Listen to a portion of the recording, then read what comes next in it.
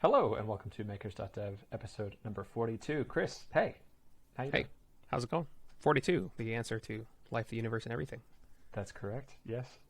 If only we could come up with a better question to give to GPT-3. That was a really good segue. So last week I was asking about it, and I was super excited because I finally had access to this thing that I didn't have access to before.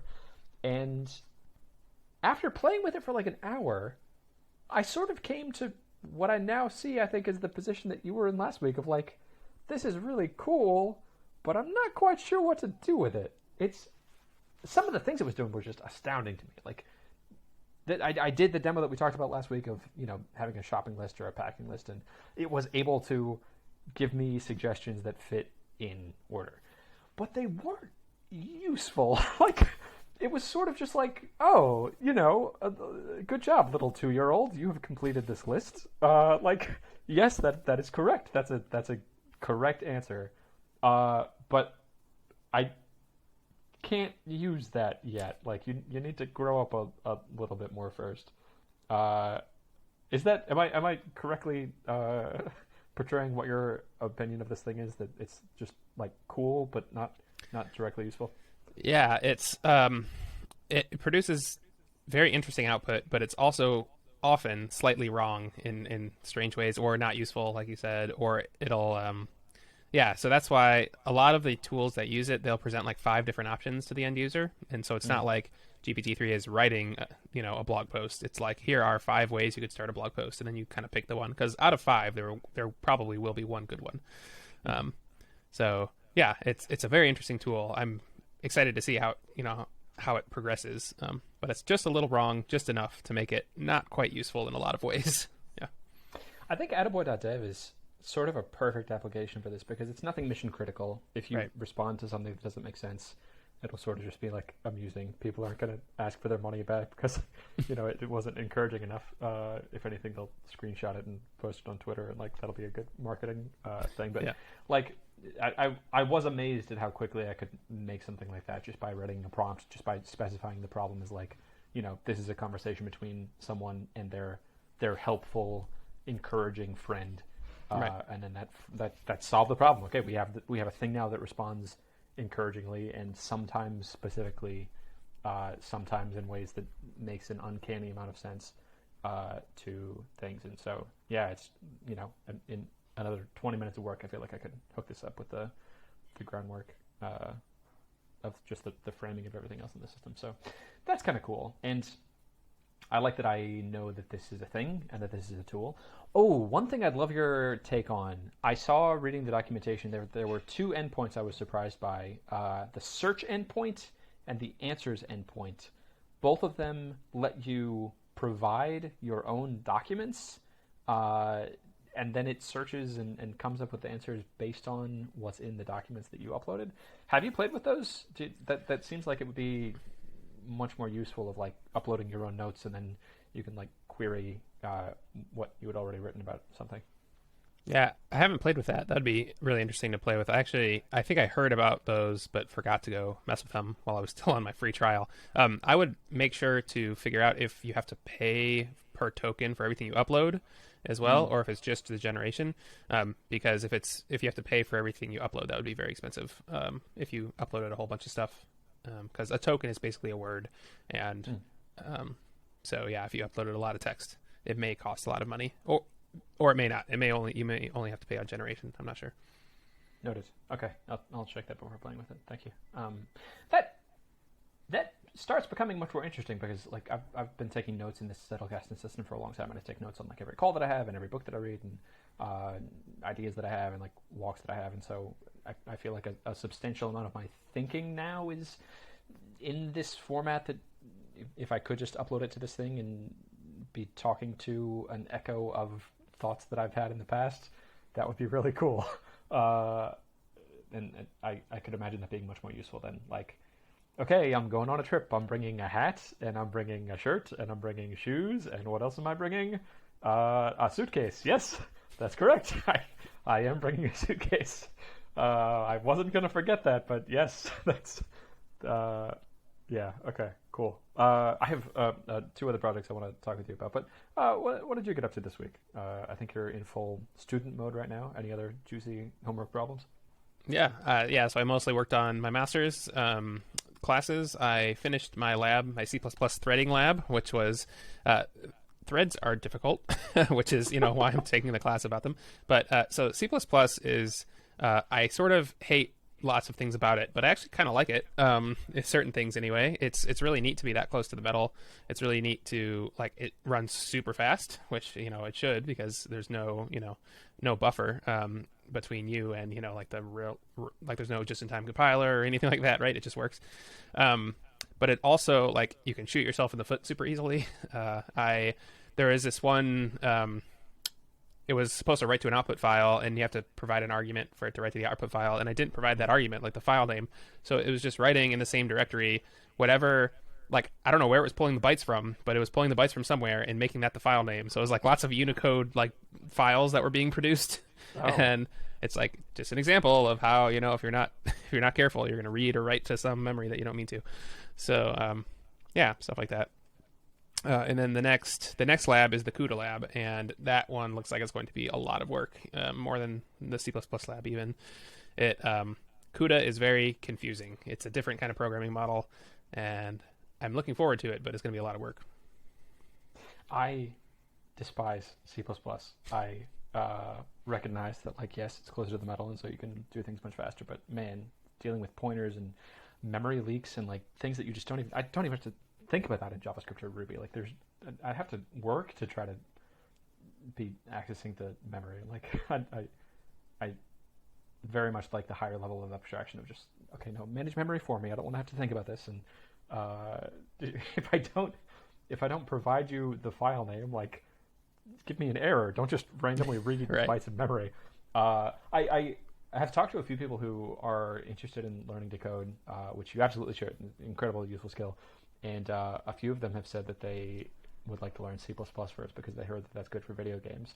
And very consistently, my advice is, please don't do that. That is a terrible idea. This will turn you off of coding. C++ is very difficult. It's a more basic language. So you might fall into thinking that it's going to be simpler because it's lower to the metal, but no, it's just more minutia. I think JavaScript is the way to go. Good. Well, the other thing you could point them to if they're interested in video games is what I was doing a little bit of recently, which is Unity. Unity has lots of drag and drop things, but then you can also add scripts, and the scripts are in C#, which is it's not dynamically typed or anything, so you have to learn a little bit of things like that. But you can add as many or as few scripts as you want, and the rest you can do with drag and drop stuff. So yeah, that would be a good place to point them, I think, as well, for video game stuff. I like Unity. And I enjoy C#. It has more functional things. There's no kind of JavaScript game framework, is there? Something like Unity? So there are... Actually, Unity has something called Unity Script, which is supposedly like JavaScript, but it's not as good as the C# interface or something. There's something that's different about it. So you can do that. And then there's lots of JavaScript frameworks, but they're not drag and drop like Unity is. It's all, they're all very code heavy. I'd like to do more research in that because my brother in particular is really interested in making video games and figuring out how to do that, but I haven't had a good place to show him about a place to get started because I don't make video games. And I've opened Unity and tried it, but I'm not sure what a good starting point for that is, where you're not having to learn the lower languages. Another even simpler one is GameMaker Studio. I think that you can get up and running much faster even than Unity. So I'll try that also. Okay. I have a friend who built his career on GameMaker. He's the lead developer for Rivals of Ether. And I think they're just now switching to Unity after having developed the game for 6 years or something. So yeah, that would be a good place to start. Talk to me about the CUDA project that you said is going to be difficult. Give me the juice. What is this project? Yeah, so CUDA is the way that you program GPUs, or NVIDIA GPUs anyway, and it's still in C++, but you use a special compiler which lets you use like CUDA directives. So it's a lot of it's just like C++ stuff, but then you can say like, I want to allocate this many blocks and this many threads per block on my GPU, and it will return with success. And then once you do that, then you can actually like copy your data from your CPU to your GPU, or from your computer RAM to your GPU RAM, and then you can run like commands on the data on the GPU. So that all sounds good. The confusing bits are things like to parallelize on the GPU, you have to start thinking differently. So as an example, like the hello world is like you have an array A and array B. You just want to add them together to get array C. On a CPU, you would be like, for all the elements in array, A and B, C equals A plus B, or C at I equals A at I plus B at I. On a GPU, what you do is you say, I want to allocate as many threads as I have elements, and then instead of a for loop, I say C at my thread index equals A at my thread index plus B at my thread index, and then it just does it all in parallel. So that's really cool.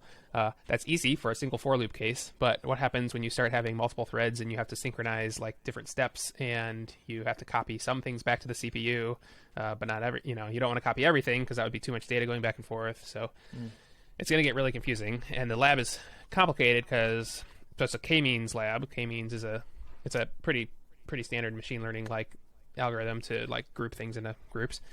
You have to do it on the CPU first, so that you have a baseline, time, and then you have to do it like 3 different ways on the GPU, and it's gonna be a lot of work. It's totally different how you have to think about doing it.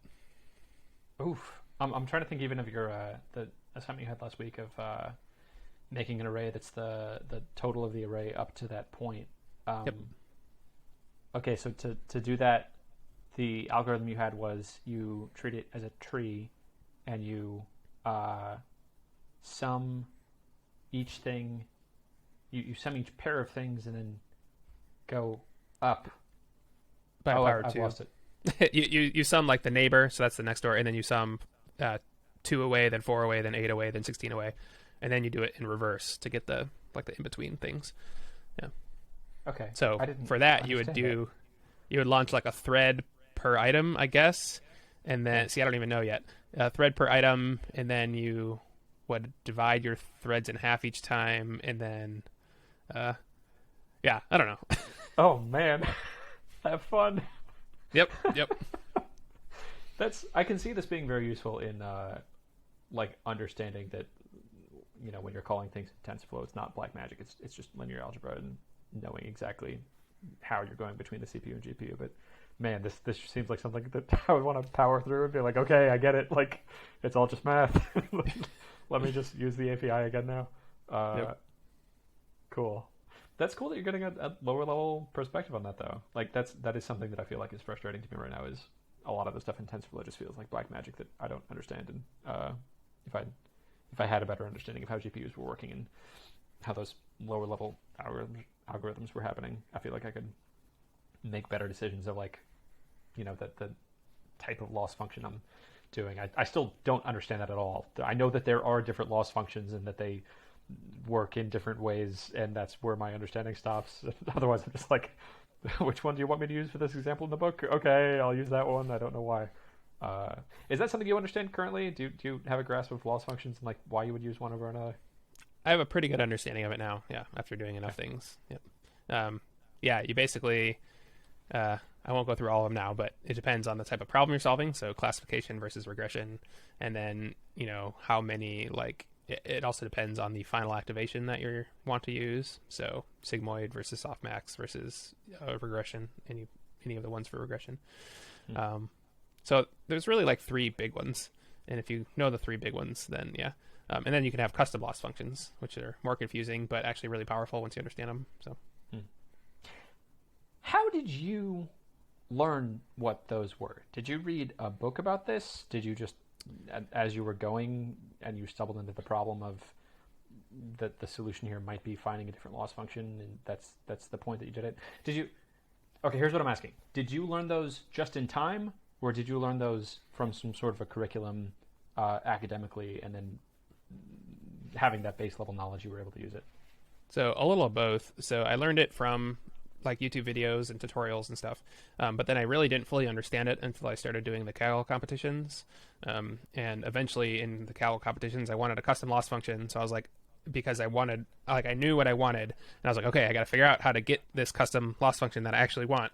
And then I dove in and actually figured everything out. So yeah, I didn't really understand it until I had to use it. So I knew it sort of beforehand, but now I understand it because I used it, which is how I think a lot of people learn a lot of things. It's like you don't fully understand it until you use it.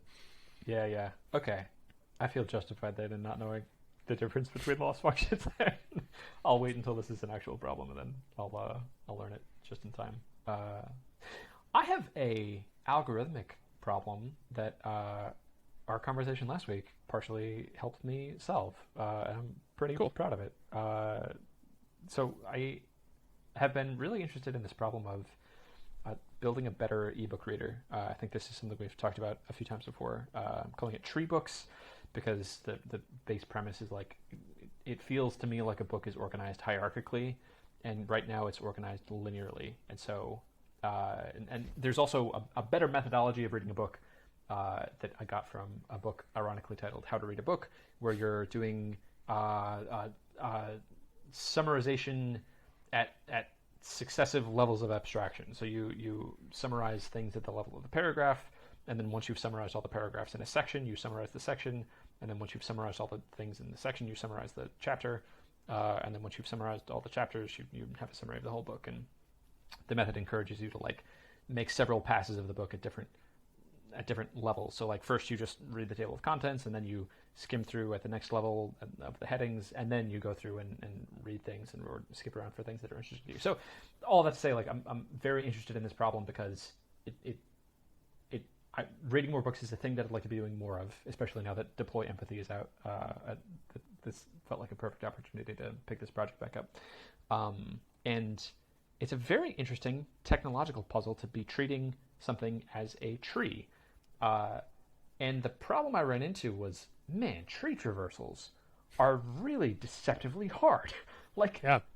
specifically the problem I was trying to solve that I thought I had solved before, but there were actually like a bunch of edge cases I wasn't solving, was like, if you have a list of nodes expanded, so think of like in the Finder on Mac OS, if you have nested folders, and there's like 3 layers of nested folders, and you're within the last item of the last nested folder, and you hit the down arrow on your keyboard, you go to the next thing at the parent level. So like your grandfather's sibling is the node that you go to. And then if you're at the grandfather's sibling and you go up, you go to the most expanded ancestor of your previous sibling. Those 2 actions were so difficult to try to wrap my head around. I was going through like trying to program each key of like, okay, if you hit down, then you need to go recursively up until you get to so you need to like go up 1 level and then check if that thing has a child, and if it does have a child, then you do that one. But if it doesn't have a child, you go to the previous sibling and you keep trying to go up. And then I had another one similarly of like, okay, if you're at a level and you go up, you have to check if your previous sibling has an expanded child, and if it does go down, but then keep doing that recursively to see if there's actually a thing at the bottom.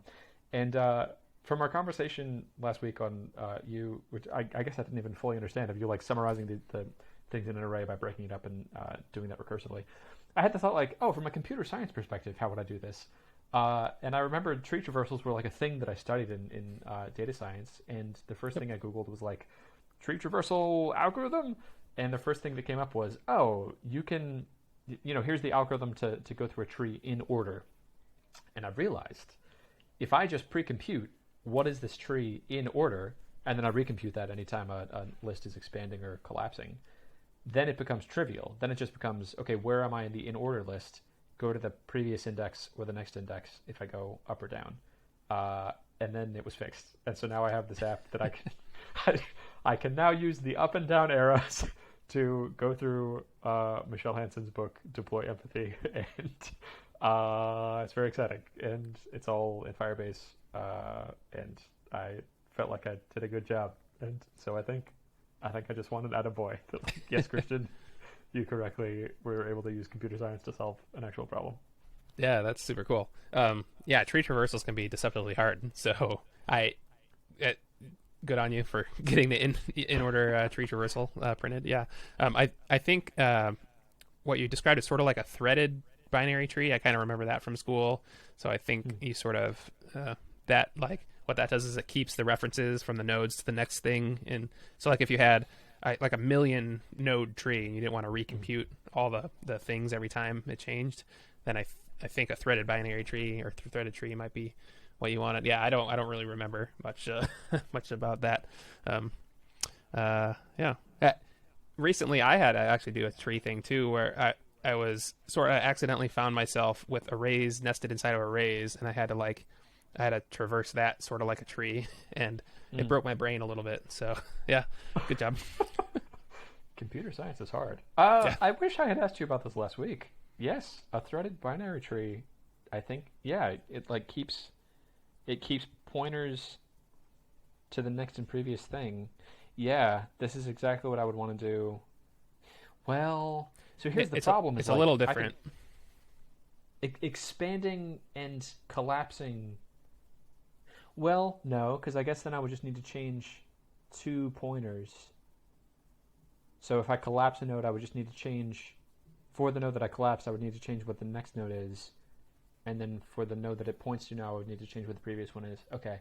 Right now, recomputing all the nodes in a book-sized tree happens instantaneously. I'm not noticing it, but yeah, if it was like a million node tree, I would want to use something like this. Okay, cool. Yeah. Thank you. You also don't have a binary tree. You have a multi-noded tree, so I don't know how that changes the algorithms for that. But unless you do, did you model it like a binary tree, or do you because you have like probably multiple nodes per or multiple branches per node, right? Yes. Any node can have any number of children. Right. I think it would still work though if I was just keeping a linked list inside of the tree. Oh yeah, I see what you're saying. Yeah. Cool. Okay. Well, when and if that becomes a problem, that's what I'll do. Oh, I had one other innovation on that I was proud of. I had been storing each of the nodes in the book in Firebase as its own document. And so then for a book, I have whatever thousands of documents that I need to query, and that was causing problems because like I would expand a node and then I would try to navigate between it, and network latency was a thing, and it was causing delays. And then I had the thought like a book is not that big; it's like a couple hundred kilobytes. I could just be storing the entire book as one JSON document and then loading all of that when I load the page, and it's less than one image would be, so it's not is no skin off my back if like that I'm loading the entire book every single page load, and that removed all those latency issues. So I was very proud of that. That's cool. Yeah, it's surprising how small text is compared to images or video or anything. Yeah, and it takes so much more work. Like, how long was Michelle writing this book? But I guess the benefit of a book is that it's very condensed thought. It doesn't take a lot of computer space. It's not like video, but it's very information dense. This is part of why I'm so inspired to be working on this. Is like, video is so easy for me to consume. I go on YouTube and I can just do it mindlessly, and text is so much more intentional. I have to be focused and thinking about it, but like audiobooks I can just have playing, and that's much less intentional. But then audiobooks I sort of lose the context of where I'm reading in it, so I'm really craving some sort of a way that I can be consuming text in a way that's as easy as YouTube or audiobooks are, but that still has the structure of text and still has the interactivity of a book, where if I hear an interesting thing in an audiobook, I want to be able to stop it right there and see and make a note and link it with something else. And I want to be able to glance and see the structure of where I am in the book right now. So this is another like B2Me project of I want to be more effective at being able to read a textual book. But I'm really excited about it because, man, how much value is there in books that has not yet made it to YouTube videos or podcasts or audiobooks or things? I feel like there's a lot there that I'd like to be getting more out of. Yeah, I feel the same way about books. It's much more intentional, and it'd be neat to be able to consume them more easily. It's something to chew on what the different ways are that could happen. Yeah, cool. Have you seen Michelle's take on releasing her audiobook for Deploy Empathy? Her take on it? No, I don't think so. It's so interesting. So you can pre-order it right now. It's not available, and she's recording and releasing 2 chapters per week as a private podcast. So if you buy her audiobook right now, I think you get a discount or something. And as she's recording it, she's publishing it chapter by chapter, and I love that. That is so in line with like just ship it. Yeah, it doesn't have to be perfect. It doesn't have to be done. I think that's a really really good idea. Yeah, that is a good idea. idea. Feedback as you're doing it, like any Right. question you have of, oh, is my microphone good enough? Well, someone listening to this will tell you if any of those things aren't good or need to be changed, and then you've only done a chapter or 2. Yeah, that's super interesting. Yeah, in a way that I haven't seen private podcasts used before. Yeah, that's cool. I like that. I have a second thing I'd like to talk to you about. This is much more of a hot take. Right. Are you familiar with Grand Perspective? It was a really old, and I think still is, Mac app that shows you a high-level overview of the files being stored on your computer. So I'm not familiar with that one, but I used to use a different one. Yeah, I'm looking at it now. I used to use a different one, which looks almost exactly the same as that. Yep. That graph that it shows you of it's a bunch of boxes, and each box is a file on your computer, and the bigger the box is, the bigger the file is. And then the boxes are organized, all the files in a single folder are clustered together, and then there's like a bigger box drawn around all the files in the folder. And Grand Perspective is great for getting a higher level overview of trying to figure out like where should you delete files, because you can immediately see like, oh my gosh, I have this 9 gigabyte file that I haven't used that I don't actually need, and you see that it's the biggest. So it's the most obvious, so you delete that one. And then, if you have a folder of smaller files, you're still able to see that and delete it. A problem that I have in business is I don't know where I am spending money. And, I don't know what the biggest problems are. I could think about, should I be canceling my SaaS subscriptions, or should I be changing hosting providers? But I'm sort of just guessing. And so I had the idea, what I would love is a Grand Perspective style graph, which I found out is called a treemap. That was very difficult to figure out. I want a treemap of what all of my expenses were in my business and for my personal finances. And I got in the weeds a little bit of integrating with the QuickBooks API, and man, another OAuth flow. And I was like, I'm not going to do that right now. I do not have the bandwidth for that. I'm working from Rome. I got to go to the Coliseum in 2 hours. So I figured out a report that I could download from QuickBooks that is just like an Excel document. And probably by the end of the day, I'm going to have a thing where you can export this file from QuickBooks, and I'll have a tutorial on how you can do that. And then you drag and drop that Excel document in where did my money go.app, and the .com was available in June, and then of this year. I don't know what's going on. Yeah, I know. I might just add or remove words or something from that to get the .com. But you drag and drop the Excel document in, and then it'll show you a tree map of all of your expenses. What's your hot take on that? I didn't realize QuickBooks has an app store. And with a little bit more work after I've done the front end of this, I can be integrating with the actual QuickBooks API and generating this. I see this as being a much better product that I could charge money for, because this is related to finances, and I could even charge based on how much profit you made last year, because I can see all your financial details.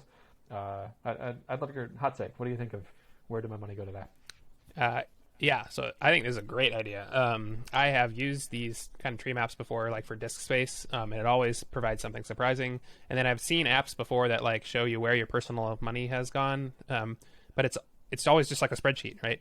And I think the tree map is a perfect application. I haven't seen it before in finance. I don't consume a lot of the if you do it for business, I think business is a great idea. Get it in the QuickBooks App Store, absolutely. Those are real apps making real money.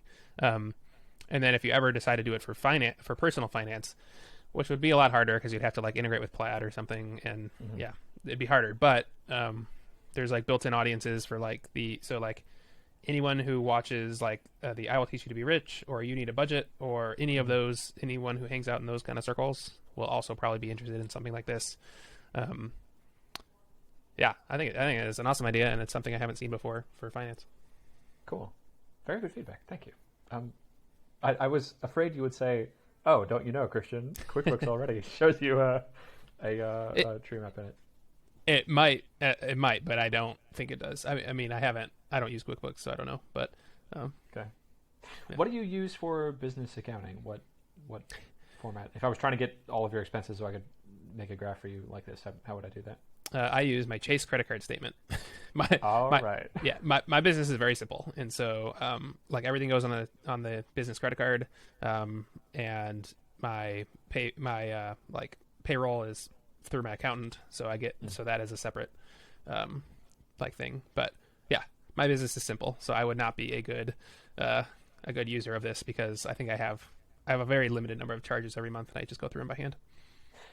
Categorizing the expenses, saying like what category they're in. No, so I could if I wanted to. I mean, I like at the end of the year, I go through like the way I do taxes is I download 12 months worth of Chase account statements, and I just go through them by hand and categorize them. Yeah, I mean categorize them into payroll, capital expenditures, and other basically.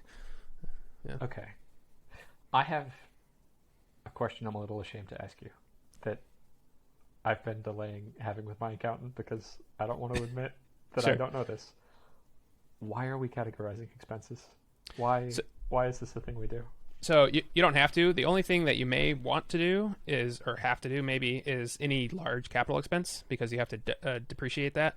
And yes. I don't know all the details of that. My accountant does. And so he asks for any large capital expense, which is over like $1,000 maybe. So when I bought my computer, that'll be a capital expense this year. And then he will write the depreciation into my taxes, which means something for taxes. I actually don't know what it means, but it means something, and he will do it. Okay. I've been delaying this for years. I just need to get my accountant on the phone and have a honest conversation about that I don't understand why I've been doing this. Capital, I think there might be something about like if you have a capital expense, you can depreciate it. There's like different ways that you can depreciate it. You can do it over time or like, but I really just, man, I've been doing this for years. I don't know why. I have all these different categories of like domain names and like money that I pay to contractors and salary that I pay to myself, and they're all in different categories, and they show up on my taxes in different categories, and I don't know why I've been doing this. So I think payroll might matter also. My accountant also does my payroll, and so like that might matter. But everything else is just an expense, like for our kind of business. Yeah. And this is not advice. Maybe I'm doing it wrong, very possibly.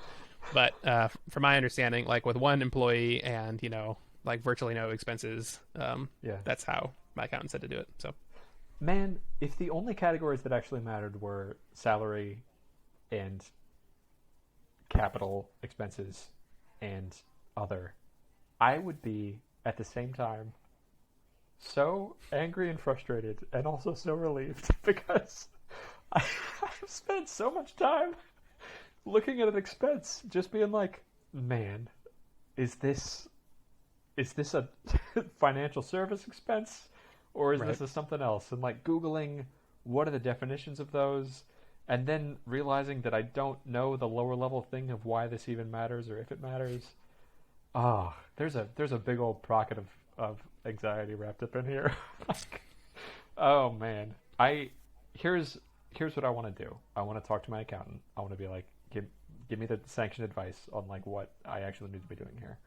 And then I want to type up a blog post that's like, hey, I'm not an accountant, but I talked with my accountant and I think this is what the heuristic is. This is what actually matters. This is the minimal amount you need to be doing.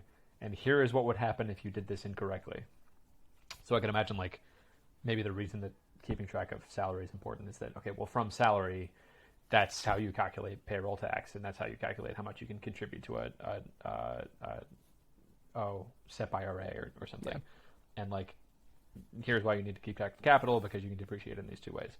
And then I want to film a YouTube video about it, and then I want to never think about this again. And hopefully help someone else out there that doesn't understand how taxes work. That sounds fantastic. Yeah, I just remember when I went into my account the first time and asked about all that stuff, he was like, if you get audited, just drop all of your bank statements on their desk and say, here you go. And he said, then that's what you'll do. So cool. Yeah. Okay. That doesn't sound scary at all. I have all of them. They're all neatly organized in Dropbox folders. Yeah, I could drop it all on their virtual desk in like 4 clicks. I'll just share the whole folder with them. Okay, good. I will say it's if I had a high level overview like I'm talking about with this where did my money go app, I would feel much less frustrated, because then at least I would have like a reason for myself why I was categorizing them, because I would like to know. Looking at my taxes for 2020, I was so surprised. Do you know how much you spend per year in domain names? Namecheap tells me, but I don't look at it. I recommend you don't. For 2020, I think I spent $1,500 in domain names, which, like, I'm buying it $15 a year. Like, how did that happen? I don't think I have that money. How, for $1,500? That's 100 domain names. I don't think I have 100 domain names, but maybe I do. That's something I would love to see, because in this higher level tree map, I would see like, oh wow, this is like a significantly sized box, but okay, each individual box within this box is tiny. It's, each one's $15. So, could I go and sell half of them? Like, yeah, but is that even worth my time of, for each one that I'm clicking through, deleting, saying not to renew? Like each one individually is only $15, and the cost of one expiring when I actually needed it is really high. So that sounds kind of reasonable, especially because like you bought maker.dev for like how much was that? Make.dev. Make.dev. That Right. was a lot. I let that one expire. Good. Yeah, so I haven't done that yet. I have yet to spend like real money on a domain name. Anytime I wanted one, I was able to find a different one that was cheaper or unregistered. So, but I'm excited to see that higher level, like, what a great tweet that's going to be with that image of, here's how much money I spent last year on my business. And yeah, from this, it looks obvious that I should be spending less money in this area, and that I've been a little bit stressed out about domain names every time I buy one, and actually looking at this graph, it's such a small percentage of my total spending that like any time I even think about wanting a domain name, don't even think about it, just buy it. So cool. Do you have any thoughts on marketing this thing? Like, I'm going to tweet about it, and a lot of people in my audience, I'm sure, are also using QuickBooks, and it's going to be on the QuickBooks App Store, and I can imagine like making info products, like videos about this, and maybe looking at hrefs of like, I don't know what people would be Googling that they would want to see something like this, of like maybe high level overview of business spending or something. Does anything marketing related come to mind? Well, sure. Like, so the content that you wanted to make about, do you actually need to categorize your business expenses? That sounds like a perfect, skyscraper post for, on the domain, whatever. Yeah, right. I would make 3 or 4 of those, like whatever questions you think you can answer, about that, do that. Cool. I could also see if it's on the QuickBook App Store, then I could see like targeting, like doing a sponsored tweet or Facebook ad for anyone who likes QuickBooks, and just show that graph and say, do you know where your money's going, right? And show the graph, and like that's like the whole tweet. Yeah, I would try that, because a lot of these, so I would combine those two. I would also do Jordan Gall. If you're going to do this skyscraper post, I'd do Jordan Gall's, his tactic for MicroConf 2018, maybe 2019, which was you drive ads to the free posts, and you do it kind of in an order. And he has the order better than I can say it, but it's like you bring awareness to the problem, you bring awareness to the like industry or something. Maybe I got those reversed. Then you bring awareness that there is a solution, and then at the end you say, this is my solution. And at every point you have like a put your email address for a free PDF about this point, and then that's all leading up to the big, hey, you should solve this by using my software. Yep. And then drive ads to each of those pieces of free content. We will link that talk in the show notes. That's a microcon recap that I did. Yes, that's exactly. Yeah, that's the tactic to use.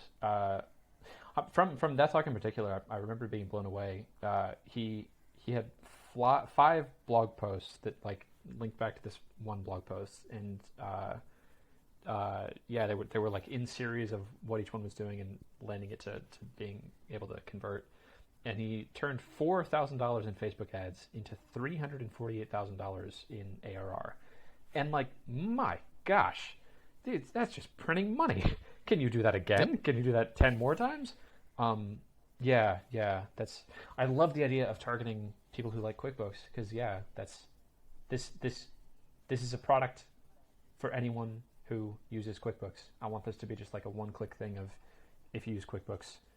Let me show you exactly what you're going to get. Let me have a video showing you exactly what this is, and let me have some other content of like, here's why it's important to be categorizing expenses. Like, I'm sure I'm not the only person to be thinking this, wondering why I'm going through this insanely infuriating task. And then that can be driving SEO. I'm sure there's terms people are Googling of like, why am I categorizing expenses? And I can be targeting that for QuickBooks because this is going to be a product for QuickBooks. Yep. And then I can juice those with Facebook and Twitter ads and then get people's emails. And then, well, I don't even know if I need their, like I'll take their email and then I can put them in a drip campaign. And then yeah, you wouldn't even have to do that. I think he focused on retargeting actually. And so you could just retarget. Yeah. And then each level you're retargeting within Facebook. Yeah, so for people who clicked on the first ad, now you just advertise to just them for the second one in the campaign. Yeah. Yep. Okay. Yeah, I'll just do exactly that. Does a price point come to mind? I see this as sort of a thing that you would look at like once a year or once a quarter. Yeah. Yeah, I would do. I think I like annual is good. And I actually don't know. I would look at the QuickBooks app. I don't know anything about the QuickBooks App Store. I would look there and see what see what things are going for, and then I'd price it similar to what other sort of. I'm sure there's similar tools about like where is your money going. I would price it similar to whatever those are. Cool.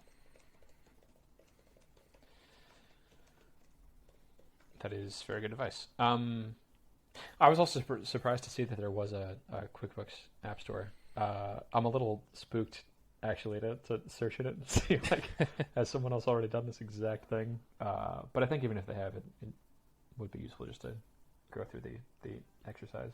Yeah, I mean when I was building that Acorn Chat, like the Slack app thing, there's already like 30 of those in the App Store. Like yeah. You're going to do it a slightly different way, and if you market it in a slightly different way, then you'll find people that so don't worry about it. Yeah, that's a point that I have started changing my perspective on. Of like, my differentiating factor can be that I just have better marketing. If there's 2 competing products and one of them has a video from the founder explaining what the thing does and how to get it set up, and that's the only difference, I'm gonna use that one because I understand it better. And like, oh look, he has a nice happy smiling face, and he's walking me through exactly how he uses it. And like, yeah, or having a skyscraper blog post, or like having a Facebook ad that is targeting people direct, like that is a differentiating advantage that can be enough to justify why someone would use your thing over someone else's. There have been several Facebook ads that have been targeted to me recently where like I did zero research on other competing products. I was just like, oh man, how cool is this thing? This solves a problem in my life. How much is it? An insignificant amount of money? Yes, I'm going to buy it. The most recent one was it's a pee test kit that you take like at the beginning of every day, and it tells you what vitamins you're deficient in. And they had a perfect ad that was like just from me of like, hey, I bet you're interested in health and like wanting to know if you're deficient in magnesium. Here's this thing. It's like whatever. I think it was like $30 for a pack of them. and I thought, well, I'm not going to be subscribed to this forever. I just want to like figure out what this is right now. And it was something that I had Googled for and not been able to find. And so having it pop up on my Facebook, like, perfect. You've done the work for me of trying to find this thing. And the checkout flow was nice. I just entered my address and credit card and got it. So yeah, it's taken me so long to get to this point of realizing that like advertising is a differentiating factor, and like by advertising to people, I can be doing them a favor. For people who have this similar problem of wanting to see a high level overview of their finances, like I am helping them, and by buying a Facebook ad, like I'm helping them solve their problem faster. And it doesn't matter if there are 200 apps that do the exact same thing, and I'm just recoding it, I'm just reinventing the wheel. By merely advertising it, I am a more valuable product than those other ones because they are not doing the work of helping get that in front of the people who have that pain. That is a rant that I could not have given 2 years ago because I think I was feeling a lot of, I don't know, shame around like advertising and getting stuff out there. Yeah. Well, and I think there's a difference between like you're not deliberately ripping anybody's product off. Like I think that is bad. You had a unique idea, at least unique to you, and even if someone else has done it, like you're not ripping them off, you're doing it your way. And so I wouldn't feel any qualms about having a similar product in the app store as someone else since you're doing it all yourself, Yeah, I think it's fine. And you're right, like marketing to the people is, if they have that problem, then it's a service to them to get it in front of them. Yeah. Cool. Thank you for that affirmation. It's still going to feel weird, like making a Facebook ad, but that seems like a very straightforward process, and I feel like I'm over the course of doing this podcast, I've gotten much more comfortable in video, and I've gotten much more comfortable in like making videos that help people, which just make the perfect content to be boosting on social media. And I feel like I could launch this in like a day or two and have a thing that was making money, which I'm really proud of. Like I've had things of this percolating in my head forever, but like the idea for a product and like buying a domain name is something I did yesterday. And looking at my time tracker, I think I've spent a total of like 2 hours on this so far, and I think reasonably in another 2 hours I could have a thing that people could pay for that's like providing money. Every time I go through this cycle, it's just a little bit faster. It feels really good. That's cool. Although I would give yourself at least a couple of weeks to figure out the QuickBooks App Store. Yes. Yes. Yeah. That's a thing that like in 2 hours I think I could get through. That you have to manually export your stuff and like drag and drop it in. Yeah, man. I'm not looking forward to the App Store process. That's going to be like, I was looking through a little bit of it, and to have a production app, you got to go through their review process, and I'm sure it's financial data, so they're going to want like a terms of service and everything else. That's just going to be a pain, but it's a pain that I've been through before. That I'm the guy to be doing this. I have a company, and I can have a terms of service, and yeah. Cool. I'm excited to hear how it turns out and hear your experiences with the QuickBooks App Store. I didn't know about that before, so yeah.